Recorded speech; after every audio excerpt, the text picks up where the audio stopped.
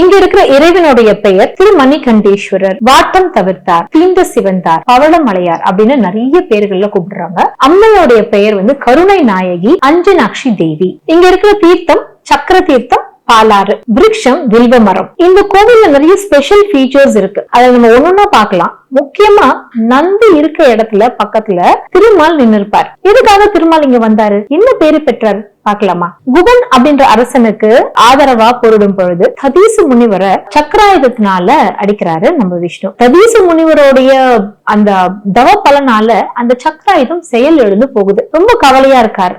அதை பார்த்த தேவர்கள் சொல்றாங்க, சிவபெருமான் கிட்ட ஒரு சக்கராயுதம் இருக்கு, அதை வழிபட்டு நீங்க வாங்கிக்கோங்க அப்படின்னு. அப்போ இந்த இடத்துல திருமால் என்ன பண்றாரு, தினம்தோறும் 1000 தாமரை மலர்களை கொண்டு சிவபெருமான வழிபடுறாரு. நம்ம சிவபெருமான் தான் ரொம்ப குசும்பு பிடிச்சவராச்சே. ஒரு நாள் என்ன பண்றாரு, அதுல இருந்து ஒரு மலரை மறைய வச்சிடுறாரு. இது தெரிஞ்ச உடனே திருமால் ரொம்ப வருத்தப்பட்டு உடனே என்ன பண்றாரு, தன் கண்ணை கொண்டு, அதாவது 1000வது மலரா தன் கண்ணை கொண்டு ஒரு வழிபடுறார். இதுல மகிழ்ந்து போன சிவபெருமான் அவருக்கு செந்தாமரை கண்ணன் அப்படின்ற பேரும் கொடுத்து திருமாலுக்கு இந்த இடத்துல பேரு கொடுத்திருக்காரு. அதனாலதான் திருமால் பேரு அப்படின்னு இந்த இடத்துக்கு பேர் காரணம்.